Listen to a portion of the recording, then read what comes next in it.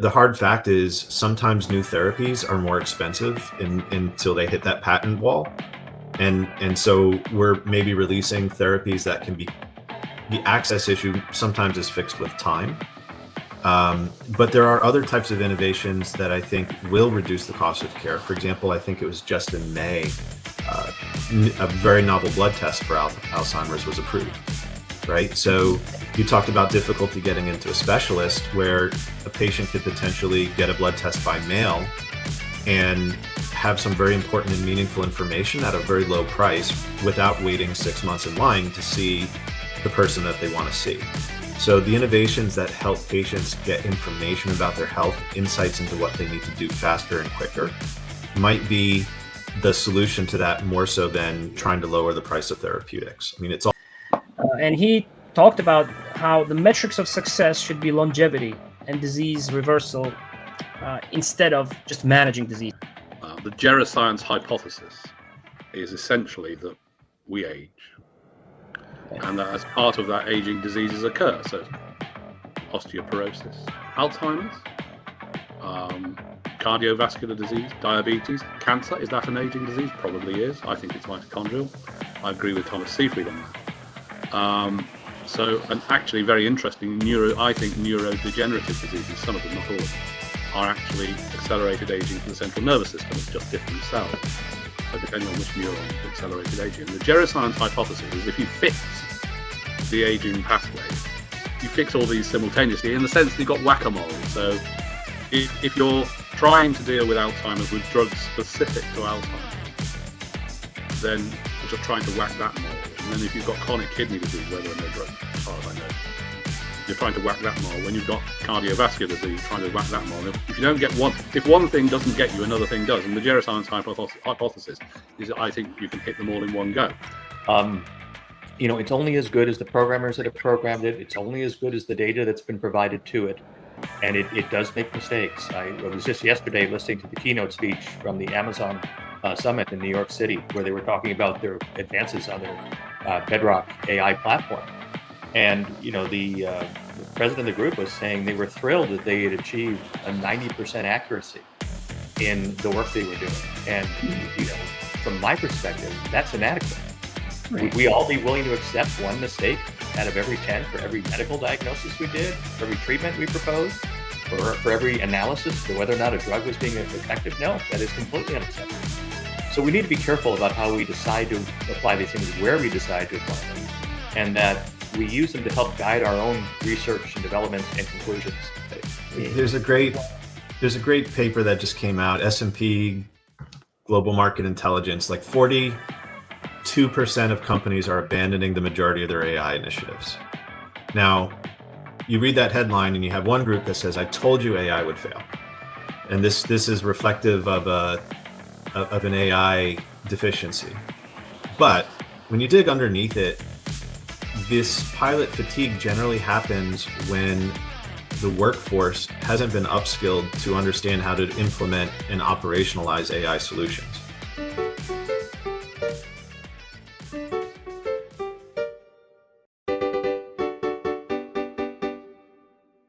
Hello, everyone. My name is Tim Mikhelashvili, host of the Alloutcoach podcast.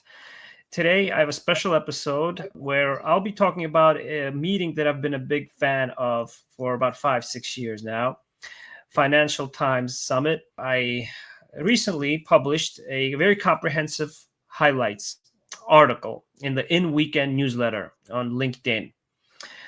And today, I have the privilege and the honor of hearing some reactions, some perspectives that are unique from scientists, executives, investors, and leaders in healthcare, and also independent thinkers, I might add, whom we hear a lot from on this show at Alloutcoach.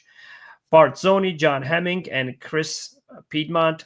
I'm really, really glad to have you speak about this summit and reflect. Why don't we all introduce ourselves to the audience first? Well, I suppose I come in from this from a number of different angles simultaneously. For 10 years, I was a member of the Regulatory Reform Select Committee of the House of Commons. And unsurprisingly, the Regulatory Reform Select Committee looks at regulation in the UK. I also, from a biohacking point of view, you're sort of like circumventing a lot of the sort of clinical trials issues just by experimenting and seeing what happens. And I work with a number of the international networks of biohackers, particularly rapamycin, but also people experimenting with mitochondrial transplants. So you have the sort of Mitrix Bio's current experimentation, which is involving people from the Gerontology Research Group. And also I engage with the regulators in the UK, and I'm an investor. So I've got a couple of patents, but you have this complexity of what the value of intellectual property is, how enforceable intellectual property is, what the costs are of satisfying the regulators, what the legal constraints are. And then obviously I keep an eye on the news, and there's so much interesting news in that environment at the moment, because you've got the Elvedis saga, which I'm sure everybody's well aware of, whether we'll go into that. But all of these things are incredibly complex, and they face in lots of different directions, and they're very important to people. Absolutely, great to have you. Share your thoughts, John. Bart, please introduce yourself. Yep. So I have the pleasure of working with some of the more innovative organizations across healthcare. We're an agency, Woven Health Collective, and one of the things that we do is we work with organizations from Emory Healthcare all the way to kind of the most innovative biotechs, kind of trying to push the envelope. And certainly from an operations perspective and a strategic perspective, technology has changed the way people think about delivery in some substantial ways. But taking innovation pockets and making them systemic is the hard work. And I think that today we're going to be talking about that a little bit. Chris, I know you're joining on audio because you're traveling today. Yeah, I am. So I apologize for not being able to have the video on, but I was glad I was able to make it. So yeah, Chris Piedmonte, I am the founder and managing director of Neoterra Capital. We are an inception stage investment firm and doing a lot of work in the medical and medical technology space. That can include devices, it includes software, it includes a variety of other things. And we're actively engaged in a number of projects right now in orthopedics, in surgical devices, and a number of other areas, including mental health. So from my perspective, being involved with the medical industry, the medical affairs industry is one of the ways in which we can make contributions that have a direct impact on the care and the ability for the industry to deliver new and promising technologies, improve healthcare, not only in the US, but globally. So I want to add here that all three of you are helping us organize our 4th annual Medical Innovation Olympics, a unique competition that accelerates innovation, the access, quality, and continuity of healthcare. And so we're building on the knowledge, layering on the science from events such as the Financial Times as well. So, all of you, I think, already alluded to some of the, innovation in healthcare. And I think we're excited about how we're applying innovation to not only discovering medications and experiment, and more efficiently, but also how to diagnose more precisely, how to identify the right patients, and allow us to make more fast and more accurate decisions. And so I want to just touch on some of my highlights from the event, more of the global healthcare ecosystem types of comments that a lot of the sessions at the Financial Times touched upon. First, before asking you the first question, and today, our listeners, our audience is going to hear about the state of innovation and investment in a tough healthcare ecosystem that we have, right? Because there's many new factors that are now determining whether or not a patient has access, quickly in Europe versus in the United States, right? Due to the most favored nation legislation, right? There are new different types of variables that are coming into play, right? And the United States has been, of course, known as the leader in R&D globally. Represents 4% of the population, as was mentioned by Sebastian Guth, president of US Bayer, but it's responsible for 75% of drug development worldwide, right? And that's changing now. And so the dominance of the United States is now changing because we have China, for example, that is not only developing biosimilars and generics now, but is also ramping up the quality of their drug development. They have now joined the International Council for Harmonization in terms of clinical trial quality. Okay, a lot of the talent that was in the United States now is going back to China as well. Based on a lot of the comments from some of the executives at the Financial Times Summit. Like Tim Opler, managing director at Stifel International, who had worked at Fibrogen, a company that had 50% of its employees in the United States that were scientists that were Chinese. None of them had received a promotion to VP or level of or above. And one of the notions that he shared at an expert panel was that it was not really unlocking talent in the right way, not creating the resources that China is now providing as alternatives to these scientists that is causing a lot of that talent to leave. And he had seen the same kind of approaches in terms of leadership in the industry, in innovation for scientists who are instrumental to developing some of these medications that are innovative in other companies, right? And so I think we're reaching somewhat of a pendulum in terms of the patients' voices, the scientists that I mentioned, right? And in seeing a lot of these headwinds, right, that are going against innovation in some regards. And that was voiced very clearly at this event.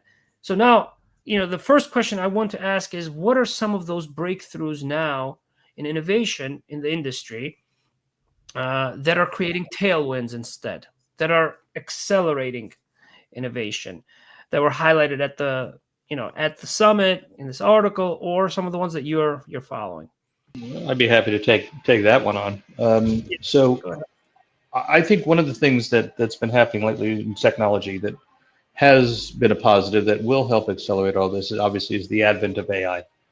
AI tools for research, for discovery, for content creation, all have helped tremendously improve the efficiency in which we can perform certain types of tasks, whether it be authoring materials to share and to communicate our discoveries, to doing research as to what else might be going on in a particular field or a particular area where someone's focus may be, where they could get some help and some additional resources. So AI in general has been very, very helpful in this. The challenge we have with it, though, is that it occasionally gets things wrong.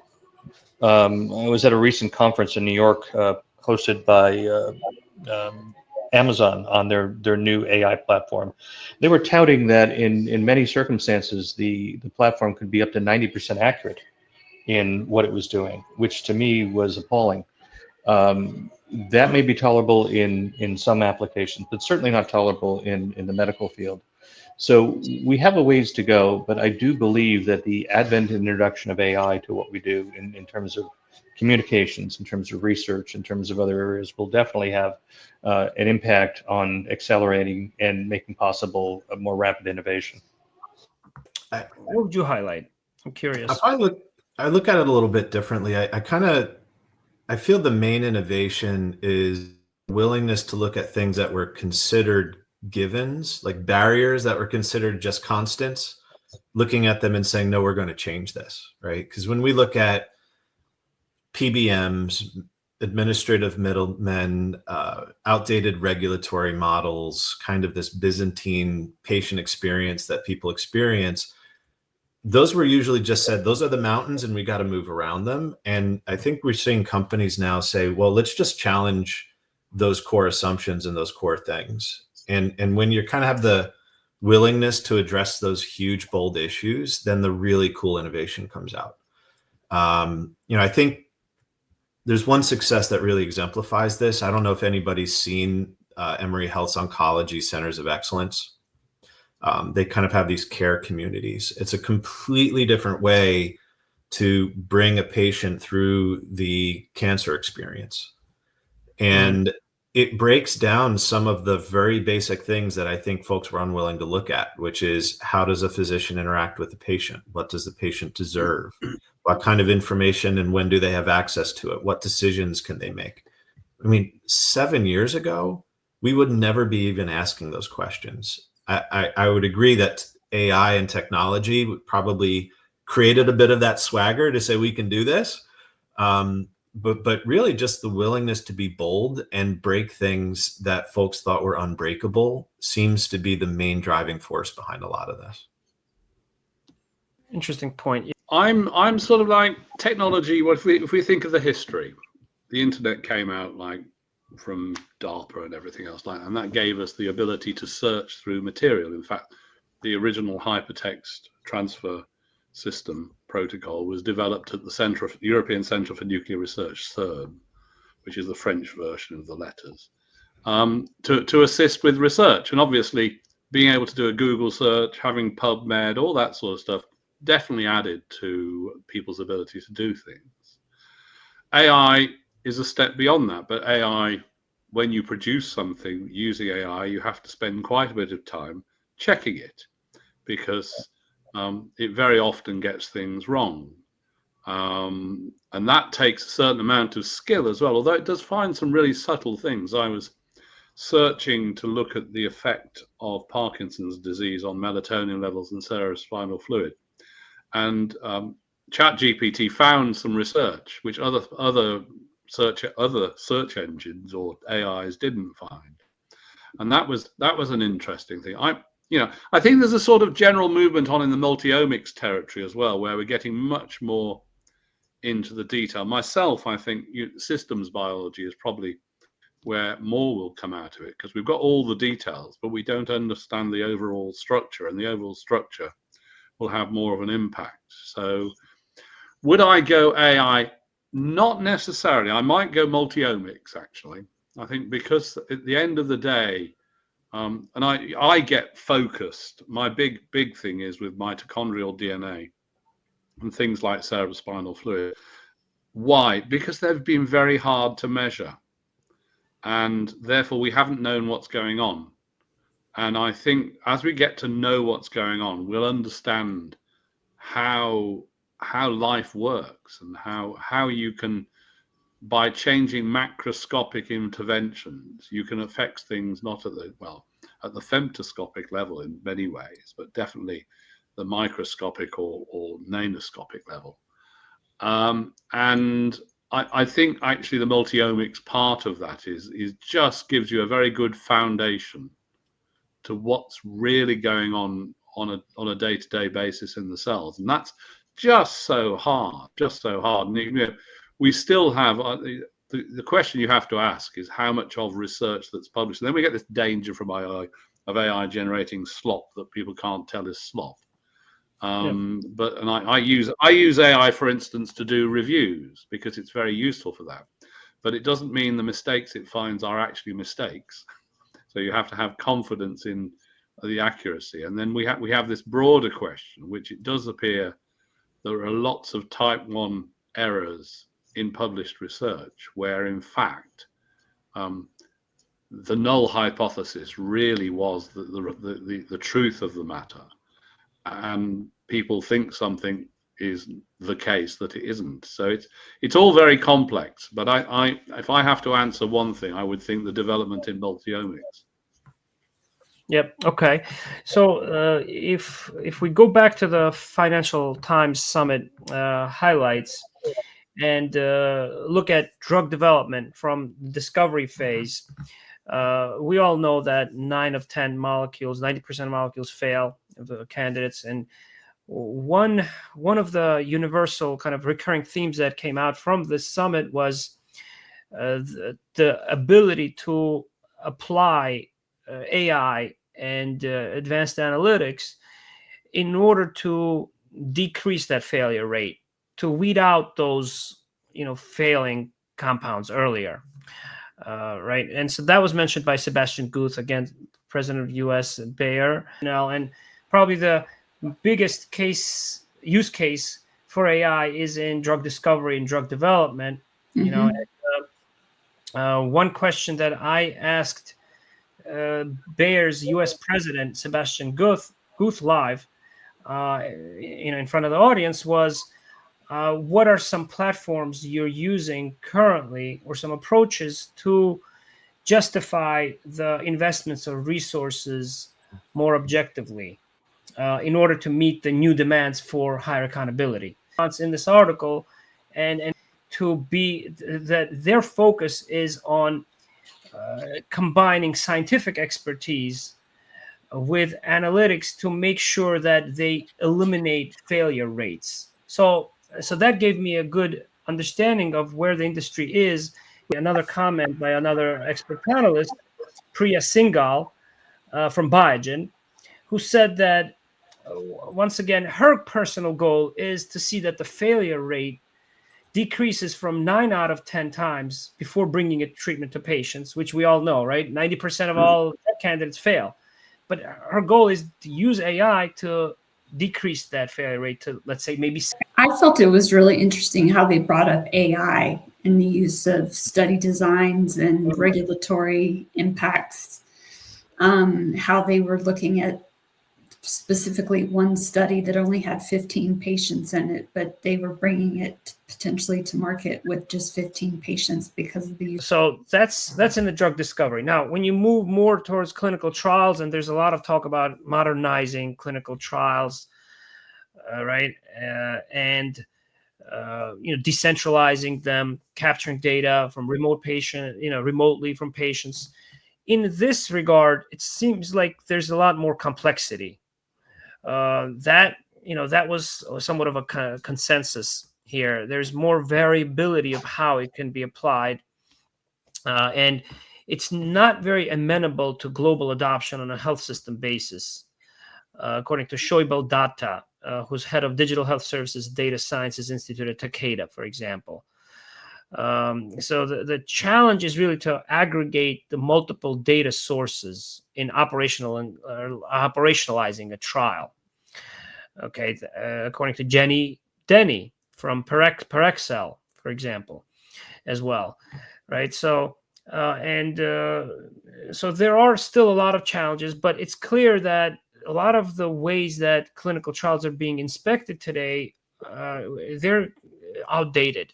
They're still conducted with guidance from 20 to 30 years ago, is what I learned from this conference, which was, it's difficult to fathom. Also, from Novo Nordisk, there was a comment from Faisal Khan about AI helping us double or even triple the numbers of clinical trials conducted per year without adding any headcount as a result of AI. And also cautionary comment from him that an AI algorithm is only as good as the data, right? It's actually meaningless, has no value if the data is not clean, right? And so that's what is really a lot of the challenge, which represents a lot of the challenges. Bart, you mentioned, you alluded to the patient journey as well a little bit in your comment there, and the VP of neuroscience at Eli Lilly, Laura Steele, she really brought that to life in terms of Alzheimer's patients, for example, how only 15% of them have access to a specialist. They're not referred from PCPs, and how many decisions, PBMs, how they affect these decisions, even when, let's say, a new treatment is announced to be covered by Medicare, Medicaid. Then when you get down to it, there's so many vendors, that it really, there's prior authorizations. There's a lot of challenges and barriers, right? So I think, maybe we can continue on that topic a little bit and talk about how we can adopt maybe new ways of working and in the healthcare system so that it's more fit to bring some of these innovations. We've seen so much information lately about the direct models, right? I mean, PBMs are under attack right now. The concept that a medication needs to spin through multiple layers of administration before it gets to a patient, and each one takes a cut, is difficult. And I can't unpack that in a couple of moments, but we're seeing very large companies. You mentioned Novo Nordisk, Pfizer, and others like that, really focusing in on potentially direct-to-patient models. The hard fact is sometimes new therapies are more expensive until they hit that patent wall, and so we're maybe releasing therapies that can be, the access issue sometimes is fixed with time.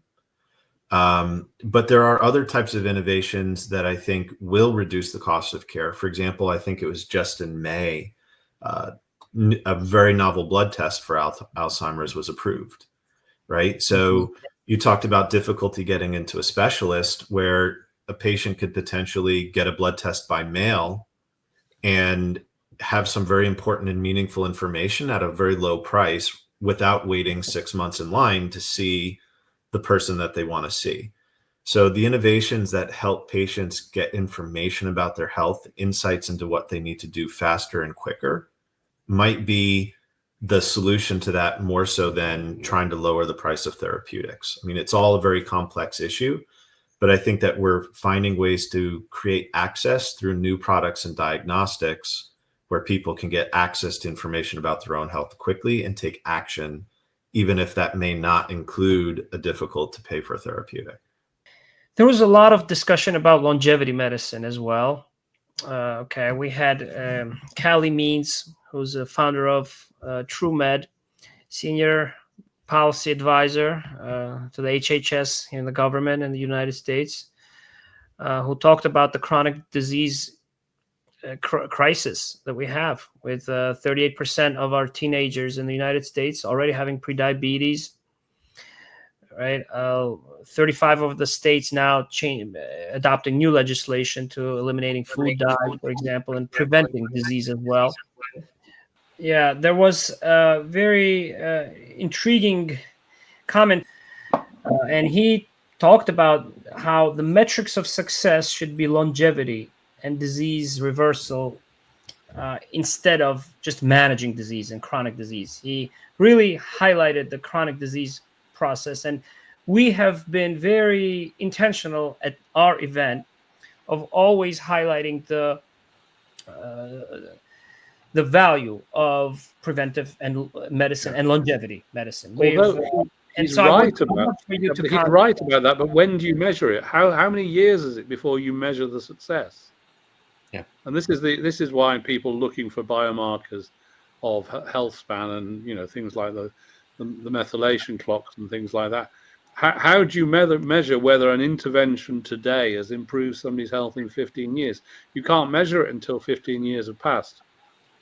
That's really hard. That's what is that in American terms? That's over 3 presidential terms. Yeah. Right? And the regulatory it is really, although it's very true, and health span and the geroscience hypothesis, I think, is true if you intervene in the core geroscience pathway, which I think is all to do with levels of acetylation in the nucleus. But whatever it may be, if you intervene in that, I think, yes, it improves lots of different things.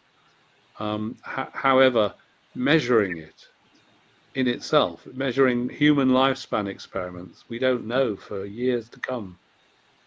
That's why people use C. elegans, which lasts perhaps a couple of weeks. Then measuring things in a creature that has no senescent cells in itself is flawed. Mm-hmm. So there's a lot of complexity. It's very complicated, yes. But that's why this contest is such a good one to get involved in, because it allows people to practice their complications and to hone their science in an environment with little risk. Mhm. Yes.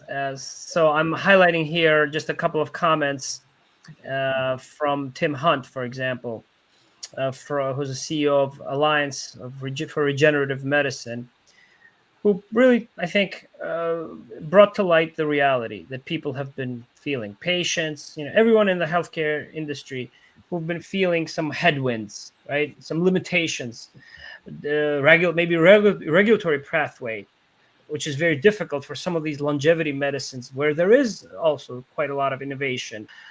We had Joe Betts-Lacroix, who's CEO of Retro Biosciences, who's currently raising $1 billion in aging tech. And he talked at the Financial Times Summit about the two different programs of replacement therapy and rejuvenation therapy and longevity, right? Retro Biosciences, and how it's actually advancing rather quickly in clinical trials now. But what is the promise that longevity medicine is holding now, and how is it maybe addressing some of the crisis that we have? Without going too much into the science side of it all, the geroscience hypothesis is essentially that we age, and that as part of that aging, diseases occur. So osteoporosis, Alzheimer's, cardiovascular disease, diabetes, cancer. Is that an aging disease? Probably is. I think it's mitochondrial. I agree with Thomas Seyfried on that. So, and actually very interesting, I think neurodegenerative diseases, some of them, not all of them, are actually accelerated aging for the central nervous system. It's just different cells.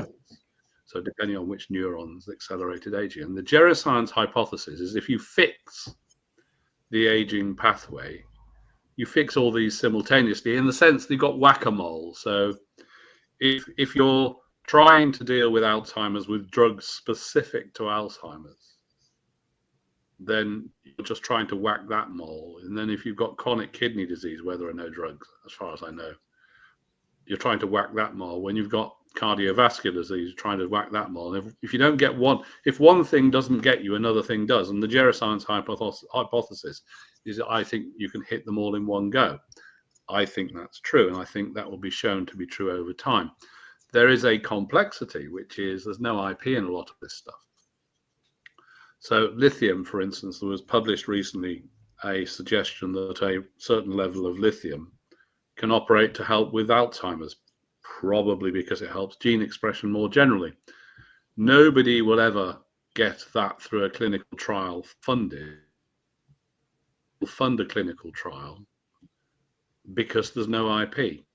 So even if the clinical trial only cost £1 million, which is unlikely, even with the assistance of AI, you're then stuck. And then you're another area you're stuck in. Okay, a lot of work's being done on what's called the robust mouse regeneration project, with multiple interventions at the same time, and they're all known interventions, and that's a good thing to do multiple interventions. But as soon as you go down that route of having multiple interventions, so that gives you a multiplication for the number of interventions by the number of doses. So you've got to try so many tests, so many interventions for so many doses. As soon as you've got 4 or 5 interventions, you can't do it. I do think, when we look at drugs, I think protein folding is an area where AI is obviously helping, because for protein folding gives you an initial target, but even protein folding won't give you the answer whether it works or not. It just gives you potential tools, and then because they're new things of some form or other, then there's an argument you can get some IP on it, at least. Well, it's the patent wall problem, isn't it? So I think we're going to have to, I personally think we need to have to, and obviously because I do the biohacking stuff, it's not surprising, but once you've sorted out safety, because safety has to be the top priority, if you're looking for synergistic interventions, you have to do it more so on an experimental and individual tracking basis than trying to establish large trials for things. I don't think that will work over time. I don't think AI necessarily helps with that. AI is it's a very useful tool. Yeah. And I love the work in protein folding. That's absolutely brilliant. Right. But if you've got a number of candidates, would you trust AI to exclude some of them? Or would you actually want to at least go somewhere with them? So you've done some experiments, even in mice. But then this is your eternal problem, which is people are not mice. C. elegans. I love people like worm experiments because they're cheap. But one of the best lifespan experiments with worms is to kill their food. Their food is E. coli, and it kills the worms slowly. And so if you kill the food, the worms live longer. So, most of the food we eat is actually dead. So it's not trying to kill us. We don't try and eat lions. And so, you sort of, with model experiments, you've got all sorts of problems carrying the data forward. I'm sorry about my background not being well behaved. I shouldn't use a background like that. But so there's where you are. I think I'm not surprised. I think biohacking has a lot of potential, but it doesn't fit. The regulators hate it, and it's sort of really on the fringe. But Professor John Kramer, who's a quantum mechanics professor from America, he's doing some very interesting self-experiment effectively with Matrix Bio, and informed self-experimentation is potentially quite valuable. But we'll see. Everything has its role, and the critical thing is the safety side of things, where you do need a proper safety routine. Once you've got some idea in safety, then you can move forward with synergistic solution. We talked about the state of innovation and investments as well in this very difficult, challenging environment. So what is the current state of data culture and maturity across the industry? This was one of the questions that the summit, the Financial Times Summit this year in May, addressed. Because one of the remarks was that there is widespread adoption, clearly, but it's not deep. It lacks in the depth of the implementation and productivity. And it was rated at about a 3 out of 10 by Priya Singhal, Executive Vice President of Head of Development, Biogen, who was actually the leader whose goal is to see the failure rate decrease to 6 or 7 out of 10, by the way.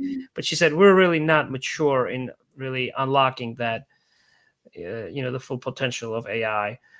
And that's not surprising to me at all. In the work we've been doing at Neoterra in AI, it's a lot of what we hear today. A lot of the stuff you read is either flat out hype or edge cases where things have succeeded where in other places they have not. We really need to be careful about how we apply AI. There is this belief that the results it can produce are superior to what we can do on ourselves. There have been some studies, quite frankly, that have shown the opposite. That because of its lack of experience, because of its lack of having, let's call it a moral core, many of the things it will do are outside of the things that we would find acceptable or useful, and that's been a real challenge. It's only as good as the programmers that have programmed it. It's only as good as the data that's been provided to it. And it does make mistakes. I was just yesterday listening to the keynote speech from the Amazon Summit in New York City, where they were talking about their advances on their Bedrock AI platform. And, the president of the group was saying they were thrilled that they had achieved a 90% accuracy in the work they were doing. And, from my perspective, that's inadequate.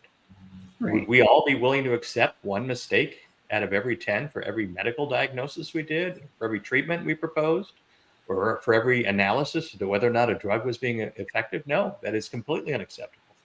So we need to be careful about how we decide to apply these things, where we decide to apply them, and that we use them to help guide our own research and development and conclusions, not to replace them. Yeah. Great point, Chris. Great Yeah. point. Yeah, I agree with Chris on that. The thing about AI, I find it very useful, but I'm sensitive to the fact that if you ask the same question in slightly different ways, it will give you contradictory answers. And so the way in which you ask a question guides very much the answer you get. And that, if you look at the idea of reducing the number of failures, if you use AI to filter out, say, half of the drug candidates, it may also filter out some really good ones as well. Yeah. So and negative results can be quite useful. So you do need to be very, very careful not to treat it as the oracle, not an oracle in terms of a computer sense, the old Greek oracle. Yeah. I always advise people, treat it like an intern. It has some knowledge. It has no experience. It is not familiar with your practices and how you see the world. It will take the information and it will synthesize something and it'll give it back to you. And the hope is that in most cases it's accurate. But as working with an intern, double check the work, because as John has pointed out, I've had similar experiences where similar questions asked in different ways or instructions provided to do something do not produce what appears to us as a very intuitive outcome that should be correct. It doesn't always do that. You get some very surprising, inaccurate, or incomplete results. Mm-hmm. And that, when working in the medical field, especially. Any comments on the maturity level and on what are some of the solutions then to pilot these? There's a lot of talk about pilot fatigue, for example, among the panelists.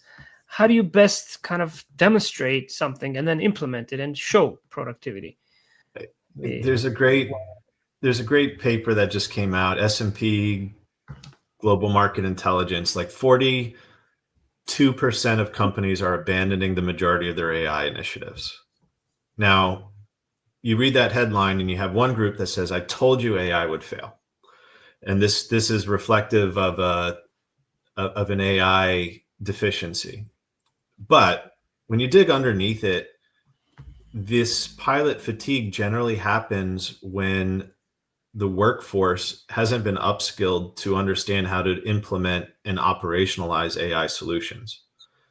So we've seen this giant wave of multi-million-dollar investments in technology, and then it's handed to a workforce that has not been trained and calibrated to work in those workflows, and then it doesn't work. And you get a headline saying 42% of companies are abandoning their AI initiatives. I mean, like the upskilling of the workforce and the willingness to think about this as an operations issue rather than a technology issue is really the key to everything. And we're seeing companies like the ones on the panel start to really think about that and systematically approach reskilling. The other piece of data that I found really interesting, I don't remember if this was from McKinsey, but it was a survey of leaders in medical affairs. What are you looking for in hiring? The number one thing was data literacy and AI literacy, even more so than clinical acumen. Now, of course, no one's going to hire somebody in medical affairs that doesn't understand clinical. That is unfathomable.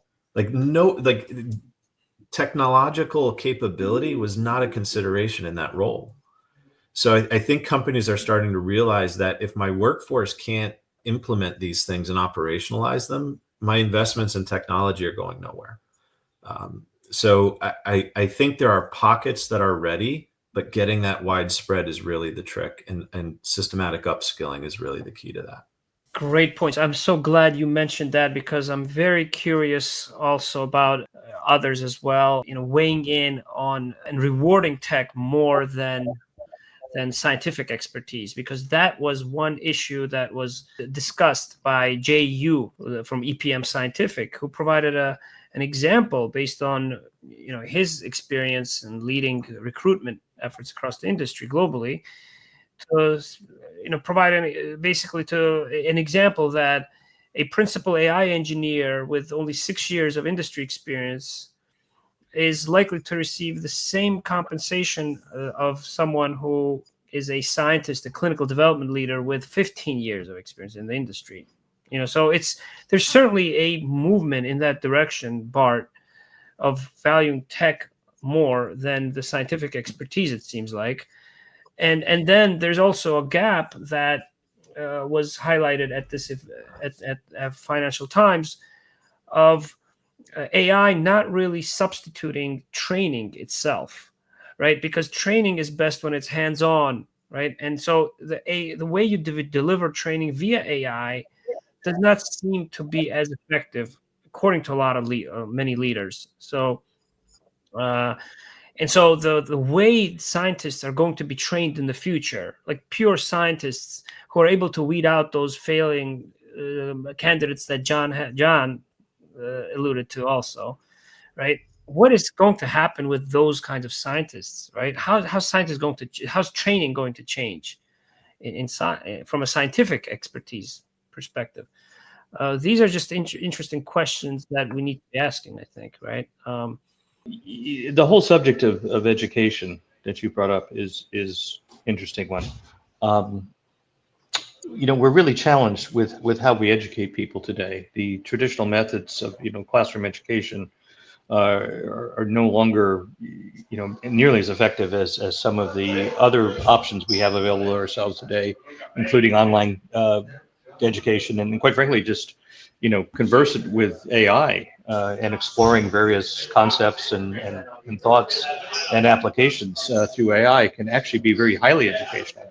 So one of the things we need to think about is how do we properly educate our current and future workforce to make sure that they can be effective. And it's not only about knowledge, it's about process. It's about how do you go about doing things, which I think has been falling off more and more in education lately as more and more things move to automation. It's a challenge. It's very much a challenge. Yeah. All right. John, anything to add there? Well, yeah, I suppose it comes back to the point that AI is a tool. It's an incremental tool, yes. Is it a game changer? I'm not persuaded necessarily it is. It doesn't have a model of reality. It doesn't think in terms of what we have a model that we think this is how things are working, and we challenge the model. Is the model true? Is the model false? It is a useful function, I think, in terms of medical activities, pharma development. But at the same time, whereas it can be useful in some areas, it's not going to be useful for everything. And if you talk about like 41% failing or whatever, maybe people have tried using it for the wrong things.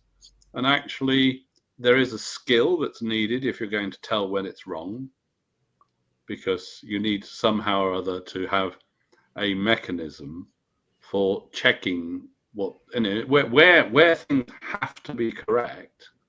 Somehow or other, you need to audit what the AI says. So it's a complexity, and I do find it personally very useful. And I don't employ that many people these days. Yeah.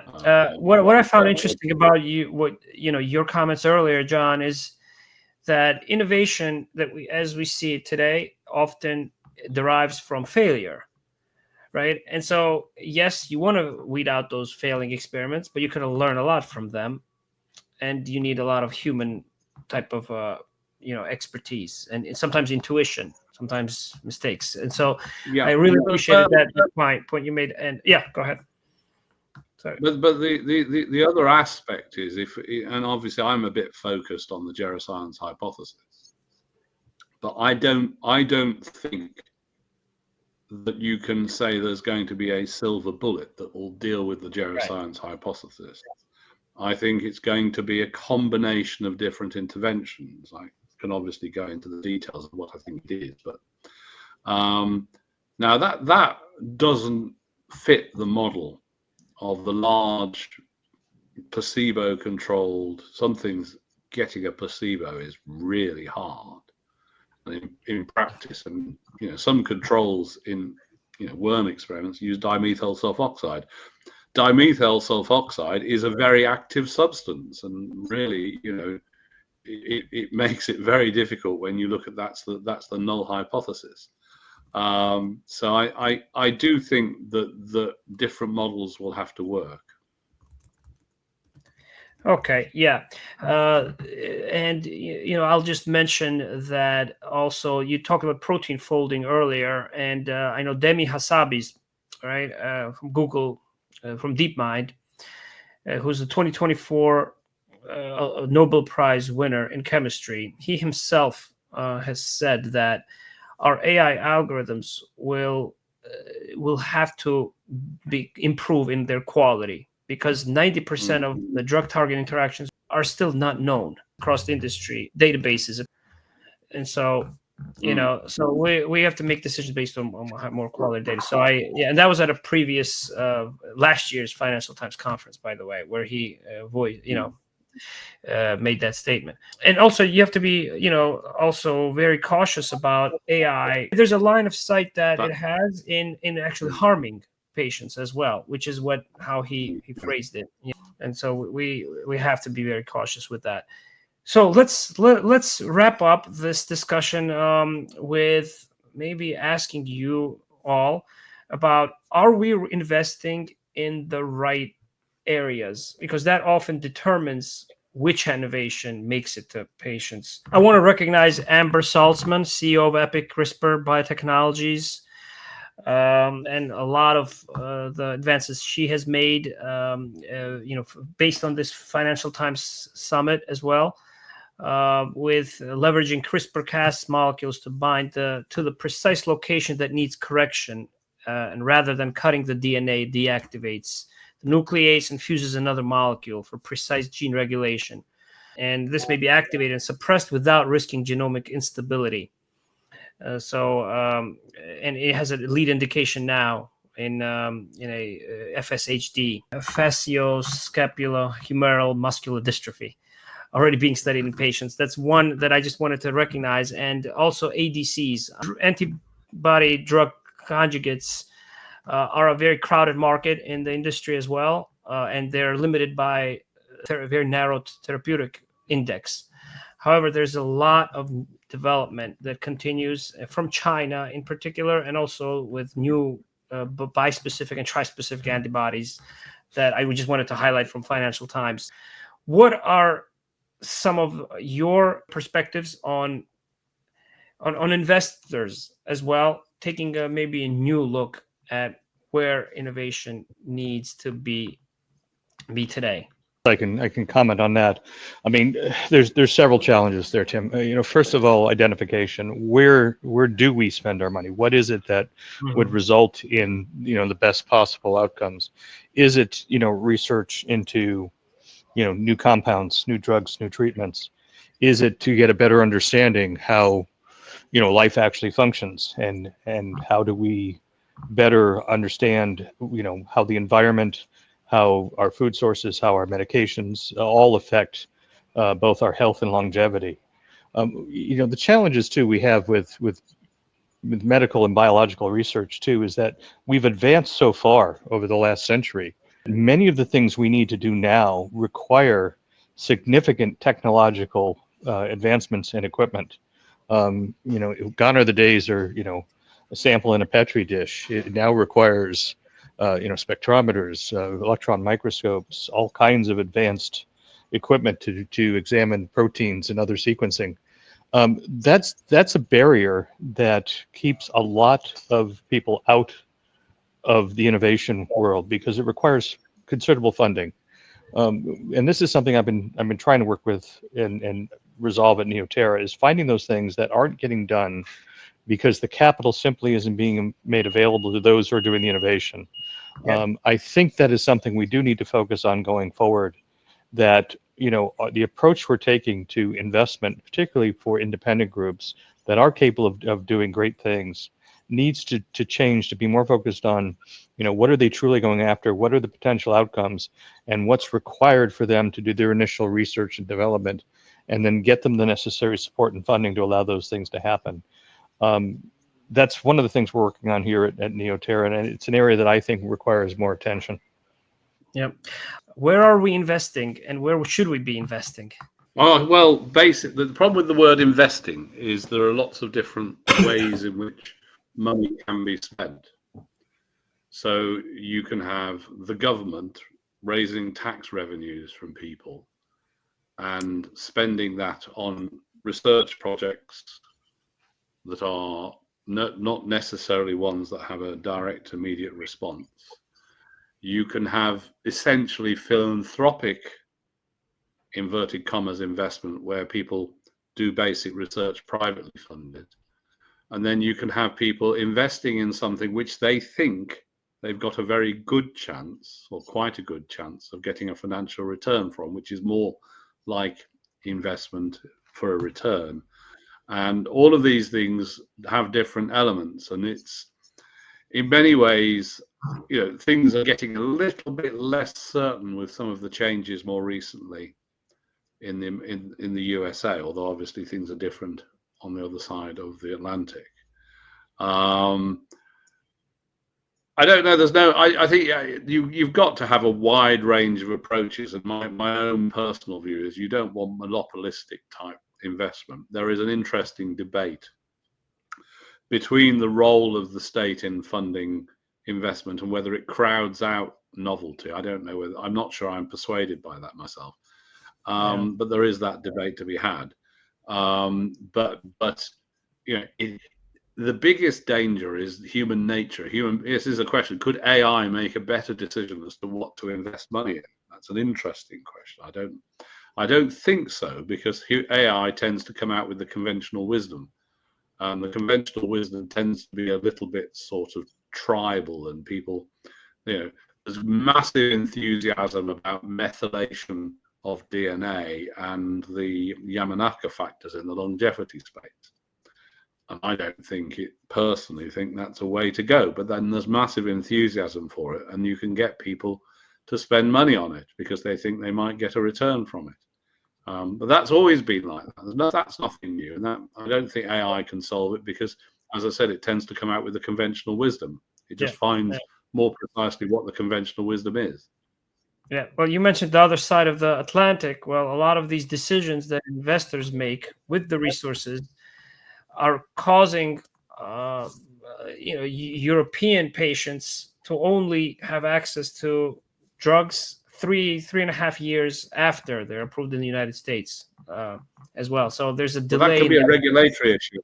It's also a regulatory. Regulation. Well, right.